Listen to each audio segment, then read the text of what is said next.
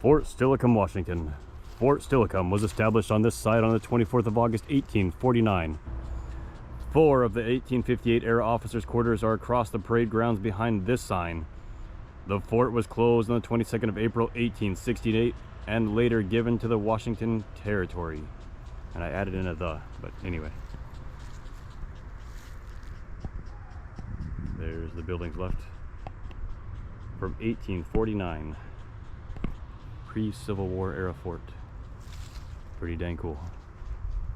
You can see the people dressed in period costumes.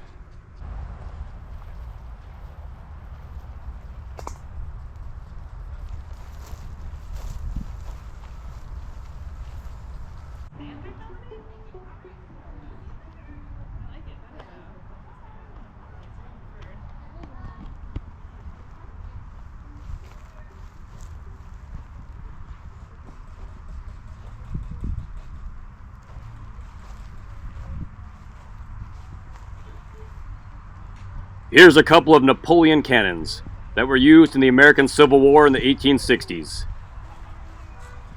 Now, let's go over and listen to these ladies play their instruments and sing, and then we'll head into the first building, where there is a miniature replica diorama of the whole fort complex, and one of the guys will give us a brief description of it and the layout.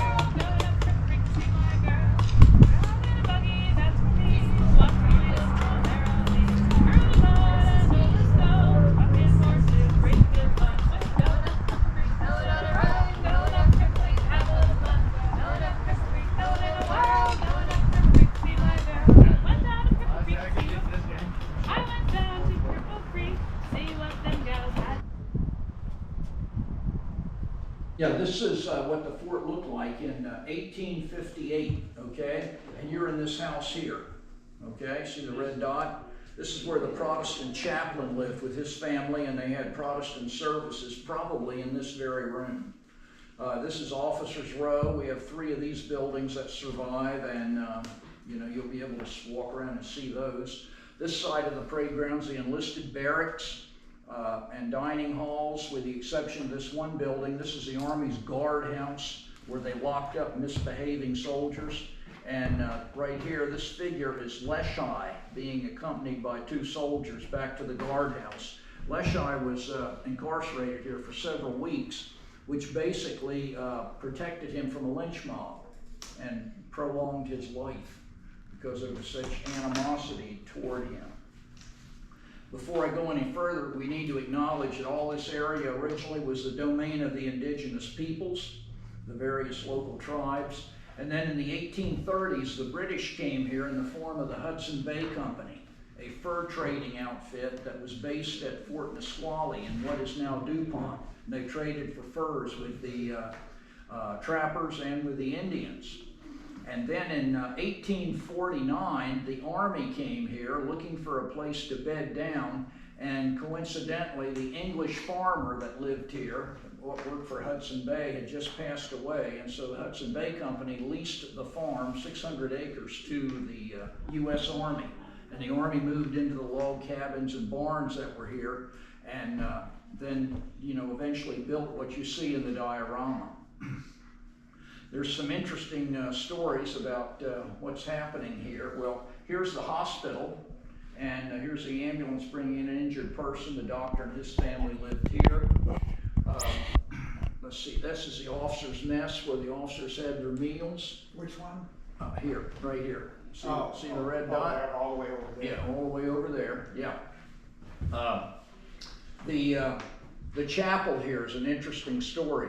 In the 1850s, there were lots of immigrants from Europe that came to America, from Germany and Ireland specifically. These guys were raised as Catholics. Some of them joined the U.S. Army, which meant those who got assigned to Fort Steilacoom spent months at sea from New York City, sailing around South America to reach here. Took months to get here. Once they got here, they find there's no priest, there's no mass available, so they went into the town of Steilacoom and hired priests to come on the post and conduct mass, and they built that church there, and that church was here until the 1860s, and it's still in existence today. It was moved to downtown Steilacoom, where it's still used today as a Catholic church. Oh my. It's on Main Street. As you climb the hill, it's on the left. It's part of the St. John Bosco Parish called the Chapel of the Immaculate Conception. And they still have mass there. So that's an original fort building that's no longer at the fort. For life to survive here, you need you need safe drinking water, and you need a lot of firewood. The drinking water comes from a natural spring down the hill in this direction, and it's still there today. It's called Garrison Springs. The state has a fish hatchery there. The Army was able to harness the energy of this spring with a special pump that captures the energy of the water gushing up out of the ground, and they sent the water through wooden pipes to be stored in this structure here, okay? And from that building, the water is distributed by the water wagon over here. See the water wagon? And they would come around several times a day, and the residents would come out with their containers to get water, okay? And when we talk water at the fort, we only talk cold water. Okay? If you want any warm water, you have to heat it in your fireplace.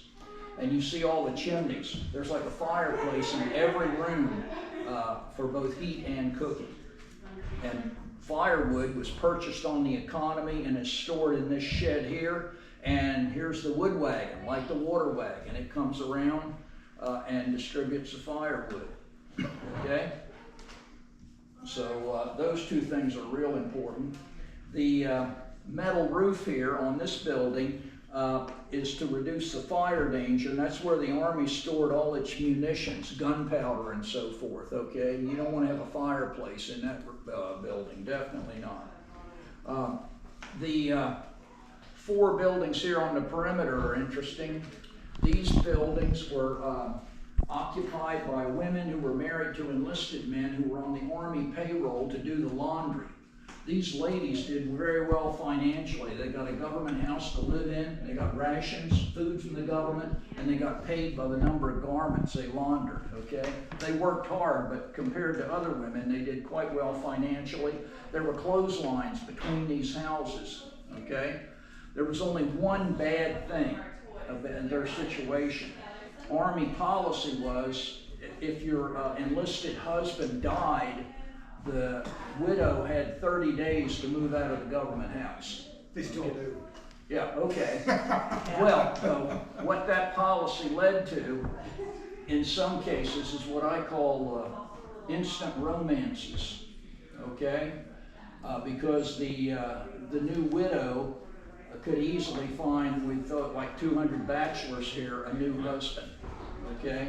And thereby maintain her financial situation. So that did happen occasionally, okay? One thing you don't see in the diorama are all the outhouses, okay? There would have been a lot of them, okay? I don't have to explain what an outhouse is. You all look old enough to know that, okay? But there's one building related to it, and that's over here. In this building, the Army stored lime, okay? Lime is used to accelerate decomposition. So periodically, a soldier would have the duty to go into that building, fill buckets with powdered lime, and walk around the posts throwing lime in all the outhouses, okay? So, and that would hopefully reduce the odor a little bit and speed up decom, okay? So, which leads me to my next point.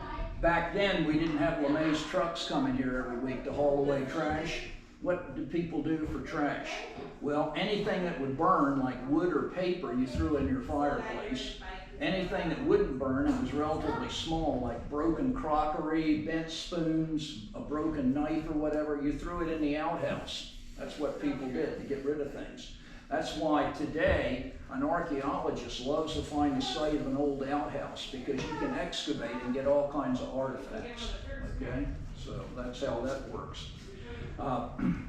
In 1855, the Army here was involved in the Puget Sound Indian War. Most of the activity took place in eastern King County, eastern Pierce County, Enumclaw, Bonnie Lake, Buckley, out in that area. To get there, the Army had to go down these paths that the Native Americans had used for centuries that are wide enough for one horse, okay? So that was a real problem, because what the Army did was, this is their primary weapon over here, the mountain howitzer. That gun can be taken apart and its components packed on the backs of like 3 or 4 mules or horses. And so they would lead these pack animals down these paths over to the eastern part of the county, and then they would put the gun back together again when they got to a place where they wanted to confront the natives. But that whole experience made everyone realize we need some roads out here so we can drive teams of horses and wagons. And so the Army built roads, one down to Vancouver, another north to Bellingham, and one to the east over the mountains to Fort Walla Walla. Most of the officers were West Point graduates, so they had a good engineering background and they knew how to build roads and bridges. The next big event was the Pig War in 1859. There was a boundary dispute between Great Britain and the United States over where the boundary was in the San Juan Islands. The treaty established it at the 49th parallel, and that's easy to find over land, but over water it becomes quite ambiguous. It's called the Pig War because an English pig was killed by an American farmer. The pig got in his garden, and so both nations sent military forces up to the San Juan. Warships, soldiers, whatever. Soldiers from here went up by ship, and they stayed there for years, military forces did, until the boundary dispute was resolved by arbitration. So that happened up there. To show you how isolated this place was, in November 1860, Lincoln is elected President of the United States. It took the people here 3 weeks to learn that. Now you wonder why. The reason is, in November 1860, the telegraph stopped in Missouri. Okay? Stop where? Missouri, St. Joseph, Missouri. Okay? And from Missouri to Sacramento, California in 1860, you had this unique organization called the Pony Express. Young boys on horseback carrying saddlebags filled with newspapers and mail. And when they got to Sacramento, you know, the information is transferred to ships, and then it comes up the coast and into the Strait of Juan de Fuca and finally here. So if you were expecting a letter from home, it takes forever. But the good news is, in 1864, the telegraph finally reached Puget Sound, and then the people living here could learn within 24 hours what was going on back east in the Civil War. So that was real important. And I'm glad I can tell you this story and no one's playing with their device. Usually my audience is focused on their phones, but I appreciate that. In the first house that we were at, they were saying that troops from here did indeed fight in the Civil War. Oh, How yeah. many troops were sent? Well, all the fort was, all the regular army was moved out of here. Oh. But what you have to realize, in 1861, the U.S. Army only had 16,000 people in it. And most of those troops were deployed west of the Mississippi to protect American settlers from Indian attack. And so the Lincoln government has this situation where the rebels are right across the Potomac River from Washington, D.C. And you know, they're very concerned that the federal capital is going to be captured by the Confederates. And that's why they pull all the soldiers back. You know, to start building up the Union Army. And Southern soldiers were here. Some of them resigned and you know, fought for the Confederacy. So you know, it wasn't all Union. Anyway, after the Civil War, there was no longer a threat from Indian attack in this area, and so the government decided to close the fort. This is the last flag over here that flew, August of 1868, okay? And the buildings were turned over by the feds to the territorial government in Olympia, Washington Territory. And in 1871, they decided to use these buildings as the insane asylum, okay? Doctors and their families moved into Officers Row, and the enlisted barracks over here were converted to patient wards. And that's the beginning of Western State Hospital, 1871. As these wooden buildings deteriorated, they started to build the brick buildings to the west of us that you see today, okay? And so that Western State has been here a very long time. And now they're building a new hospital, and they're even tearing down some of the brick buildings. So, you know, time marches on. So, in conclusion, our ancestors were tough. You're looking at a wimp who gets upset when I lose my cable TV, okay? But I mean, it was tough. And, you know, back then the Army didn't outsource anything, you know? Soldiers did the water wagon and the wood wagon and spreading the lime in the outhouses, you know? It was, you know, tough duty, definitely. To help you understand life back then, I want to say one thing to you. Imagine life without zippers. I bet all of you now have one or two zippers on your body, okay? They didn't have any zippers back then, you know, everything was buttons. They had some snaps and buttons, you know. And the women's fashions, you know, everything's based on the Queen Victoria. You know, the women had this bodice or whatever, you tied up the back, you know, and they tied it so tight it cracked your rib cage. And then all the petticoats. We have some ladies here today wearing a lot of these petticoats, you know. And they're walking on dirt streets filled with mud and horse manure. Things, you know, they were tough people. They really were. Yeah, anybody have any questions on anything? Also. Definitely. On the flat screen there, we don't have audio. We just show different images of the period, which is interesting.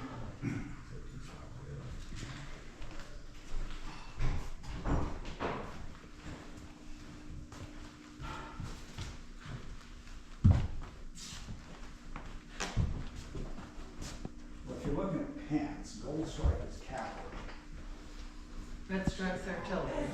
Blue stripe is probably infantry. So, as you can see, and you heard him say, this flag was actually flown at Fort Steilacoom in 1868.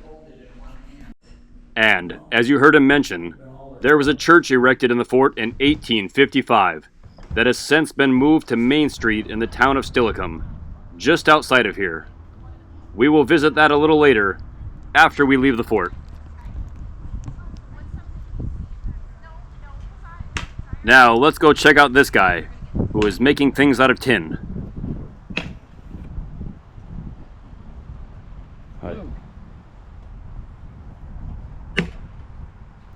That's really... It's working on tin plates here, that's really cool.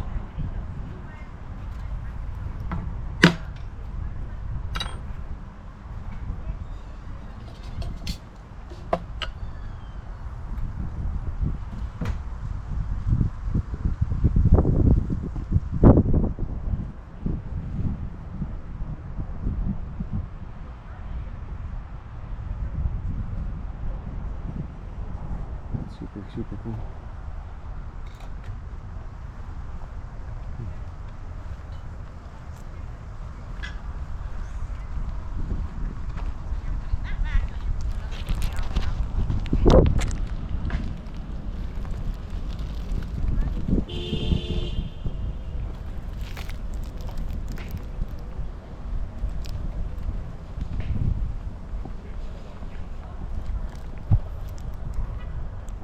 A lot of these were recycled on shore as fire axes. A lot of old boarding axes were used as fire axes by fire companies on shore.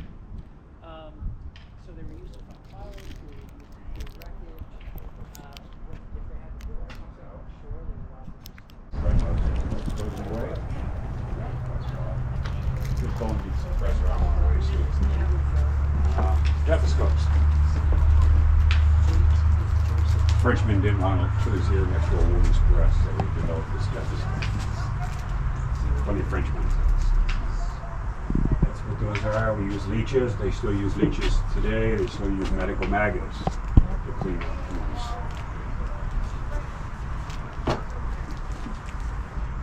I don't think we do bleeding anymore, but we still bled people. We still do cupping. Syringes for flushing wounds. So this is the closest I got to a syringe that actually gives you a shot. The needle was invented by about 1840 by a Scotsman in Europe. And they probably just started coming to the Americas as medical thing, but the Civil War kind of put a, and being out here on the frontier, it probably would have never got to this far out until afterwards.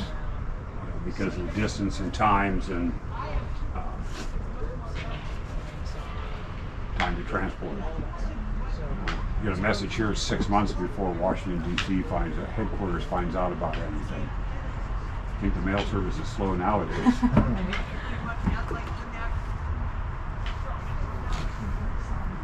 That's a Belgian little surgical saw.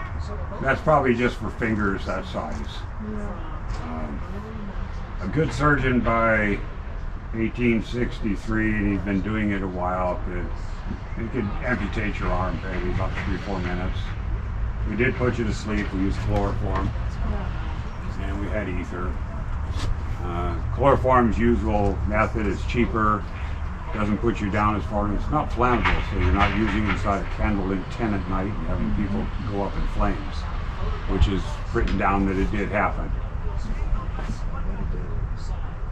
Get a little too close. Bring that lamp over here so I can see something. Next thing you know, nobody's got a beard. And you got to put the patient out. We didn't do the bite the bullet. Damn patient swallows the bullet. Now we got to get the bullet out of him and still treat the wound. Yeah.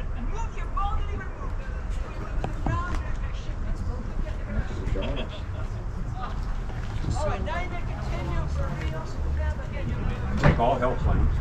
Yeah. Lincoln Care. There, I love that. I give you $13 a month, which is a great plan. You get free medical until you die.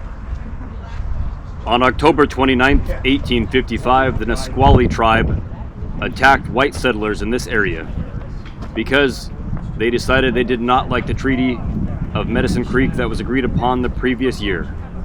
So the soldiers stationed here were involved in an Indian war from 1855 to 56. And when an American Army colonel by the name of Abram Moses was killed, ultimately they captured the Indian chief Leshai, and he was eventually hung in what is now the city of Lakewood, Washington.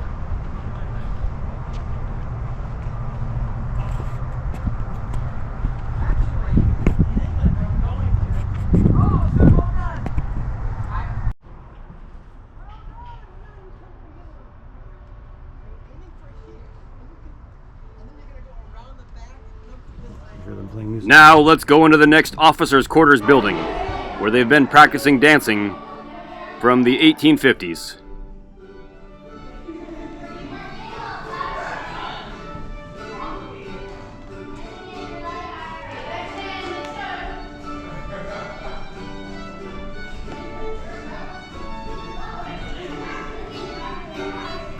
Nobody's dressing back here.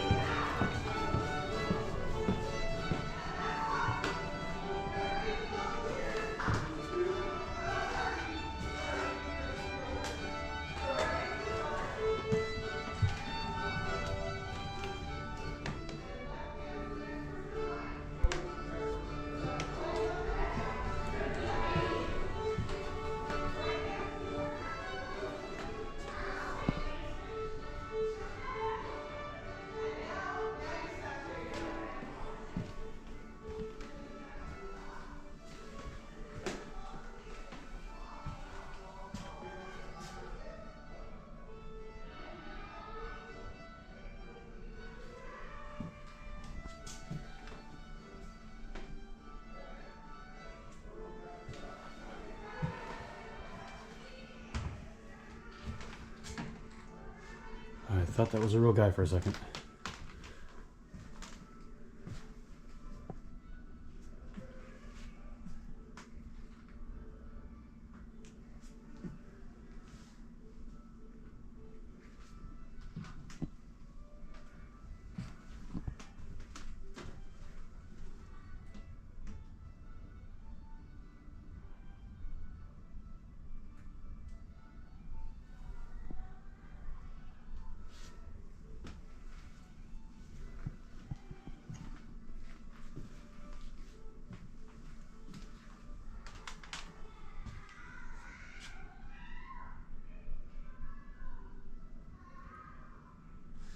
A soldier's day. Wakened by a drummer or bugler, washed and dressed, present for roll call at 5:15 a.m. Yuck, that's way too early. 5:30 is breakfast, 6 a.m. is chopping firewood, cleaning equipment, and other general duties. 8 a.m. guard duty inspection. Each soldier on 24-hour guard duty was expected to stand on duty for 2 hours out of every 6. Drilling. Noon is lunch. 2 p.m. drilling. 4:30 p.m. prepare for evening inspection. 5:45 p.m. retreat, roll call, inspection, and dress parade. 6:30 p.m. is supper, which we would call dinner. 8:30 p.m. last roll call, and 9 p.m. lights out. Early to bed, early to rise, huh?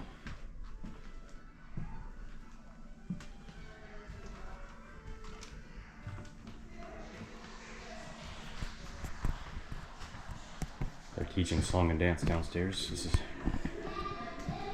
interesting. Let's go see what that's about. Well, unfortunately, we just missed the song and dance. But, oh well. So that's called the surviving recovery or the Virginia reel? It's Virginia reel.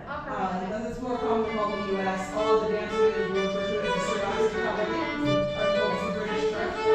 And for a long time, that's a very popular country dance and the ball. Strange enough, by the time we get to the 60s, there's some new trends in ball dances. And so other options to end the ball are very fun dance called Dirty Parlor, which I think is a series of funny games that we play to make something dancing through in the ball. And the other one is actually a set dance called Popper's Weasel. Popper's Weasel. That's what I thought you said. Did you do folk dances when you were kids? 5th grade, Mrs. Rob. Square dancing. Oh, no. Yes. So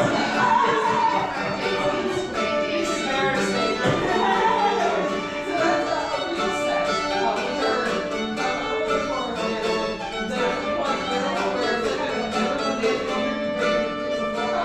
And that's me, so I kind of set the music.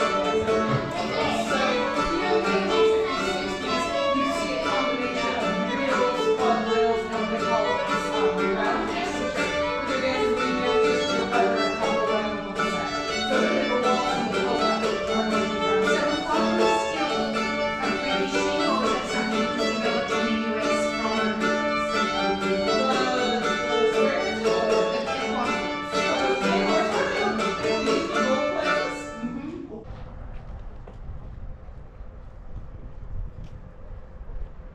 Now to the next building, where some of these ladies have been doing some cooking from some recipes from the time period.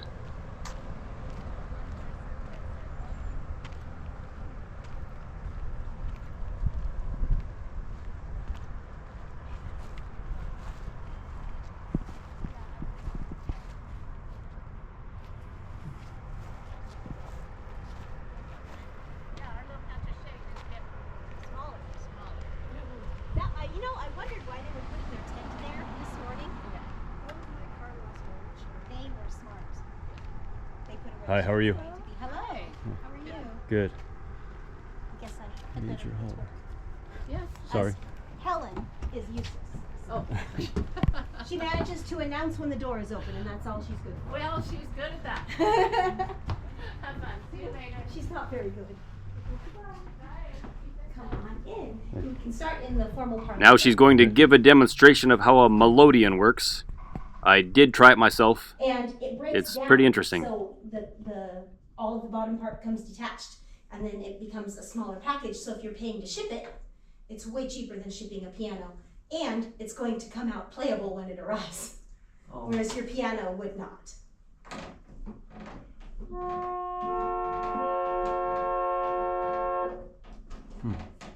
So it's just like an organ. Yeah, say it sounds like an organ. Yeah, it's an organ. It has a smaller range, so it doesn't have as many octaves as obviously a piano or a full organ, but it does its job.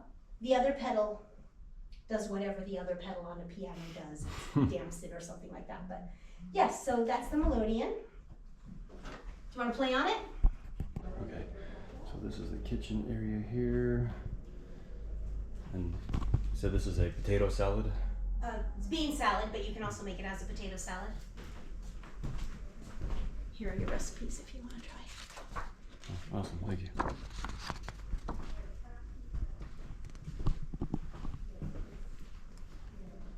Parlor.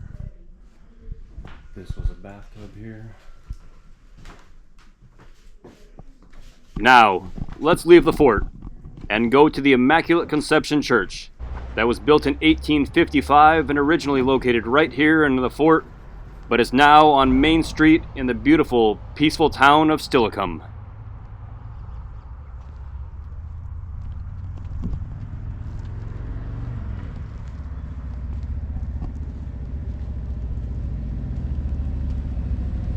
It's pretty cool to see a church from 1855. It's not too often you get to see one that old, especially in the west coast of America, the last area to be settled by white settlers.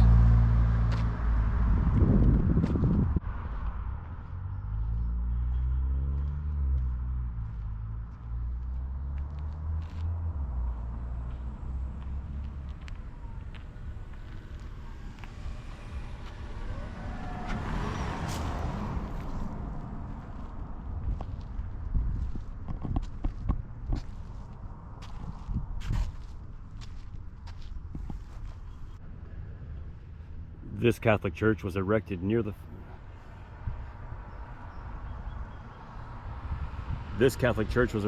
Fort Steilacoom by soldiers in the early 50s. Now that's funny, because they're talking about the 1850s, not the 1950s. Just calling it the 50s. Afterwards, moved to city of Steilacoom and dedicated Church of Immaculate Conception.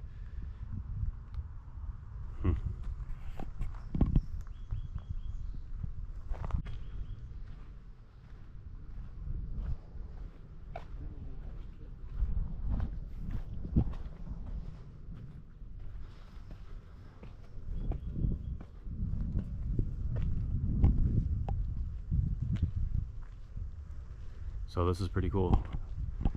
This church, built in the 1850s, was originally located inside Fort Steilacoom.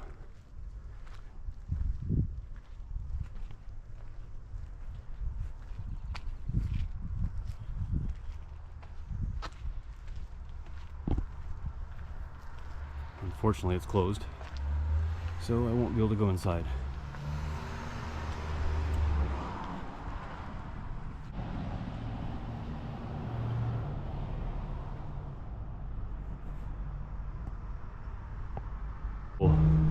Really cool old 1850s church, and gorgeous view of Puget Sound behind it there, with the mountains off in the distance.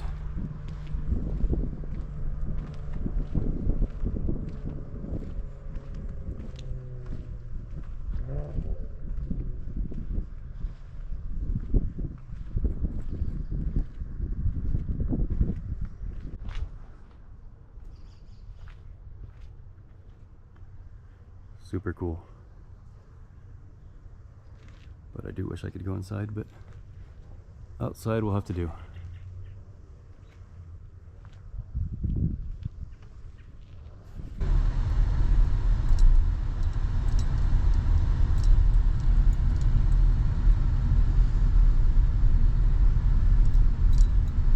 Well, I hope you liked this tour of historic Fort Steilacoom today. If you did, do not smash that like button. I don't want to be responsible for any broken phones. Go ahead and tap it nice and gently though, and I'm going to let these ladies play us out. In Scarlet Town, where I was born, there lived a